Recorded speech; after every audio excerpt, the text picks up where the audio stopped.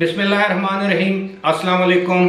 अबरार रशीद आपकी खिदमत में एक मरतबा फिर हाजिर है और आपसे हमेशा की तरह रिक्वेस्ट की, अगर अभी तक आपने इस चैनल को सब्सक्राइब नहीं किया तो इसे सब्सक्राइब कर लें। जो बेल आइकन है उसको ज़रूर प्रेस कीजिएगा। आपका बहुत बहुत शुक्रिया। इमरान खान की हमशीरा यानी बहन के ऊपर दोहरे कत्ल का इल्ज़ाम। कत्ल एक सहाफ़ी और उनकी अहलिया का हुआ और इस हवाले से मैं बताऊंगा कि उस सहाफ़ी का कसूर क्या था। मुबैना तौर पर उस सहाफ़ी ने एक तहकीकाती ख़बर जो है वो जारी की थी, जिसमें उसने इल्ज़ाम लगाया था कि इमरान खान की हमशीरा उज़्मा खान या उज़्मा बरकी और उनके शौहर अहद मजीद बरकी ने इंतहाई औने पौने दामों नवा कोट, जो कि लिया का एक इलाका है, वहाँ पर 5200 कनाल से ज़ायद अराज़ी हासिल की। 13 करोड़ रुपए में ये अराज़ी हासिल की गई और उसकी मार्केट में जो वैल्यू है वो 80 करोड़ रुपए है। ये क्या मामला है और इस इल्ज़ाम में किस हद तक सदाकत या हकीकत है, मैं आपको बताऊंगा आगे चल के कि इमरान खान की हमशीरा और उनके हस्बैंड पर यह इल्ज़ाम क्यों लगाया गया है। सबसे पहले मैं थोड़ा सा आपको बैकग्राउंड बता दूं कि समा टीवी के एक तहकीकाती रिपोर्टर या तहकीकाती सेल के हेड हैं जाहिद गशकोरी। पहले जियो में वो हमारे कोलीग रह चुके हैं, उन्होंने भी ये स्टोरी ब्रेक की है। उससे पहले लिया का एक जर्नलिस्ट है जिनका नाम अब्दुल्ला निज़ामी बताया जाता है, उन्होंने भी ये स्टोरी जो है वो रिपोर्ट की है अपने अखबार में।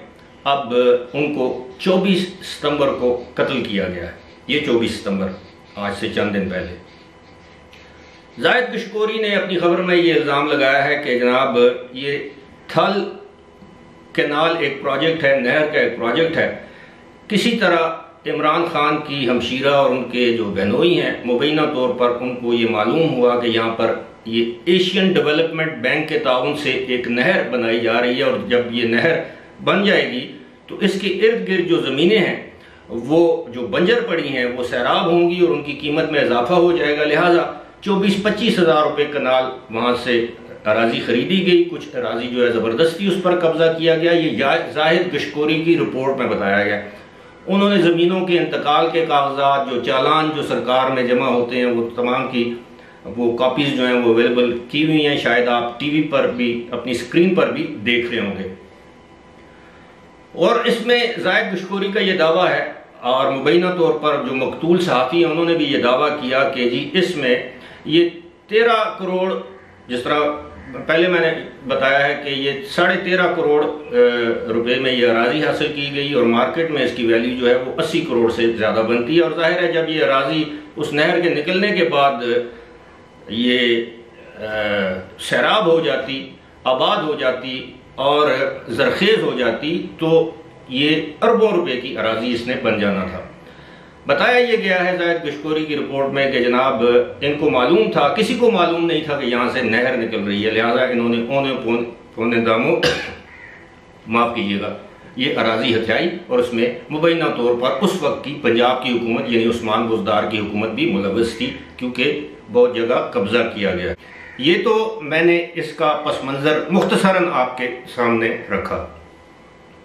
24 सितंबर को लिया से मुल्तान जाते हुए रास्ते में ये जो जर्नलिस्ट है अब्दुल्ला निज़ामी, उनको जो है वो कत्ल कर दिया जाता है। मियाँ बीवी दोनों को सर में गोलियां मार के कत्ल कर दिया जाता है। उसके बाद अगर आप स्क्रीन पर देख रहे हो तो एक ट्वीट आता है, कोई सिंध के किसान कोई कौंसिल है या क्या है, इत्तेहाद है, उसकी जानिब से एक ट्वीट सामने आता है जिसमें ये दावा किया जाता है कि जनाब उज़्मा बुखारी की ये जो मुबैना करप्शन है उसको बेनकाब करने वाले सहाफ़ी और उनकी अहलिया को कत्ल कर दिया गया है और पंजाब हुकूमत टस से मस नहीं हो रही वगैरह वगैरह। एक और ट्वीट आती है कि जी पंजाब हुकूमत की बदमाशी। ये ट्वीट्स आप अपनी टेलीविज़न स्क्रीन पर या अपनी स्क्रीन पर देख रहे होंगे।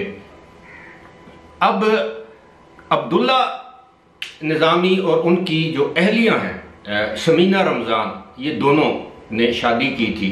ये मैं आपको असल हक़ाइक़ की तरफ लेकर आ रहा हूँ कि इस इल्ज़ाम में किस हद तक सदाकत या हकीकत है। अब ये अब्दुल्ला निज़ामी और शमीना रमज़ान शादी करते हैं सितंबर या जुलाई 2018 में, और दोनों अपनी पसंद की शादी करते हैं जिसको हम कोर्ट मैरिज कहते हैं। यानी शमीना रमज़ान के वालिदैन या बहन भाइयों की रजामंदी इसमें शामिल नहीं, वो उनसे बगावत करके ये शादी करती हैं अब्दुल्ला निज़ामी से। अब इस चीज़ का कलक है, जो रंज है उनकी फैमिली को, और मुबैना तौर पर शमीना का भाई जिसका नाम मोहम्मद आमिर बताया गया है, वो इन दोनों को कत्ल कर देता है। अब्दुल्ला के भाई अब्बास निज़ामी इस दौरे कत्ल की FIR दर्ज कराते हैं और डायरेक्टली चार्ज करते हैं किसको? आमिर को। और वो ये बताते हैं कि जनाब चूंकि शमीना ने अपनी पसंद की शादी की थी और इसका रंज था भाई को, लिहाजा उसने अपने बहनोई और बहन को कत्ल कर दिया। अभी तक ये वाज़ेह नहीं है कि वो मकतूल गिरफ्तार है। कुछ लोगों का कहना है कि मकतूल को गिरफ्तार कर लिया गया है और उससे आलाए कत्ल भी बरामद कर लिया गया है। अब आप अंदाज़ा कीजिए हमारी बेहसी का कि बगैर किसी सबूत के, बगैर, हाँ ये ज़रूर है कि ये इसको माज हुस्ने इत्तफाक कहें कि जब ये अब्दुल्ला निज़ामी ये ख़बर शाया करता है या करते हैं, उसके बाद इनका कत्ल हो जाता है। और दूसरी जानब ये जाहिद गशकोरी इस खबर को जब 3 दिन पहले अनअर्थ करते हैं इस स्कैंडल को, तो ये वाक़या हो चुका होता है। अब इससे मुख्तलिफ लोगों ने ट्विटर पर ये ट्वीट करना शुरू कर दिया कि जनाब इसमें मुबैना तौर पर इमरान खान की बहन उज़्मा बरकी या उज़्मा खान और उनके शौहर मुलव्वस हैं। किसी के पास कोई सबूत नहीं है। मैं इस चीज़ की बावजूद इसके कि आप मेरे जो पुराने व्यूअर्स हैं इस बात को अच्छी तरह से जानते हैं कि मैं उन जर्नलिस्ट में शामिल हूँ जो इमरान खान के नज़रियात, उनके तर्ज सियासत से शदीद इख्तलाफ रखते हैं, और मैं उनके इन नज़रियात और तर्ज सियासत के हवाले से उन पर तनकीद का कोई मौका हाथ से जाने नहीं देता। लेकिन मेरे पुराने व्यूअर्स इस बात से भी वाकिफ़ हैं, आगाह हैं कि जब भी इमरान खान ने बतौर वज़ीर आज़म कोई अच्छा फ़ैसला किया तो मैंने खुलकर उसकी तायीद की, खुलकर उसकी दाद दी और खुलकर उसकी तारीफ़ की। यही साफ़ती तकाज़े हैं। मैं इस चीज़ की भरपूर मज़म्मत करता हूँ आज अपने इस प्लेटफॉर्म से कि बग़ैर सोचे समझे एक खातून जो कि जिसका कसूर ये है कि वो एक साबिक़ वज़ीर आज़म की बहन है, उन पर ये कत्ल का इल्ज़ाम लगा दिया।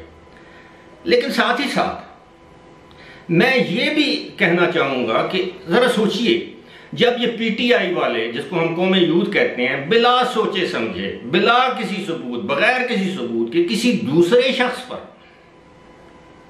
खातून हो कि मर्द हो, इल्ज़ामात की बुछाड़ कर देते हैं, फलां ये है, फलां करप्ट है, फलां चोर है, फलां डाकू है, तो उनके दिल पर क्या गुजरती होगी। जिस तरह ये फेल काबिल मज़म्मत है, दौरे कत्ल का इल्ज़ाम बगैर किसी सबूत के, इसी तरह वो मामला भी काबिल मज़म्मत है। लिहाजा मैंने आपको दयानतदारी से हक़ाइक़ आपके सामने रख दिए हैं कि FIR में उज़्मा बरकी का कोई नाम, कोई जिक्र नहीं है, उनके शोहर का कोई नाम, कोई जिक्र नहीं है। लेकिन ये बात ज़रूर है कि ये वही साहब हैं जब इमरान खान वज़ीर आज़म थे, अगर आपको याद हो, एक मरतबा उन्होंने कहा था कि जी कब्ज़ा माफिया लाहौर में इतना स्ट्रांग है कि उनके बहनोई की ज़मीन जो है वो वागुज़ार नहीं हो सकी, बावजूद इसके कि वो पुलिस हुकाम को हिदायत दे चुके हैं। और उस कब्ज़े वाला जो मामला था उसमें वो भी इन्हीं अहद मजीद बरकी की ज़मीन थी, उसमें भी एक कत्ल हो चुका है मुबैना तौर, ये चीज़ें रिपोर्ट हो चुकी हैं। लेकिन एक कत्ल से किसी का दूर दूर का वास्ता नहीं है, सिवाय इसके कि उस जर्नलिस्ट ने किसी वक्त एक स्टोरी की थी और उस स्टोरी में उन्होंने ये चीज़ें जो है इनका इंकशाफ किया था। मैं समझता हूँ कि ये इंतहाई कभी हरकत है जिसने भी की है, मकरूह फेल है जिसने भी किया है, सबसे पहले तो उन्हें अपनी ट्वीट डिलीट करनी चाहिए। उसके बाद उन्हें उस्मा बरकी से माफ़ी मांगनी चाहिए, उन्हें अहद मजीद बरकी से माफ़ी मांगनी चाहिए, उन्हें पंजाब की मौजूदा हुकूमत से माजरत करनी चाहिए कि ये हुकूमत बदमाशी के जनाब उन्होंने खुली छूट दे रखी है और ये दौरे कत्ल वगैरह वगैरह। मेरा ख्याल है अब वक्त आ गया है कि हम बगैर किसी सबूत के एक दूसरे पर इल्ज़ाम लगाना छोड़ दें, चाहे वो नून लीग वाले हैं, चाहे वो PTI वाले हैं, पीपल कोई भी सियासी जमात है, कारकुन है या रहनुमा है, क्योंकि ये जो खेल है ये ना ख़त्म होने वाला खेल है। आज मैं किसी पर इल्ज़ाम लगाऊंगा तो कल वो 2 इल्ज़ाम मेरे ऊपर जवाबन लगाएगा और ये सिलसिला इसी तरह जारी रहेगा। लिहाजा मैं समझता हूँ कि इस सिलसिले को बंद होना चाहिए। फिलहाल मुझे दीजिए इजाज़त। खुदा हाफिज़।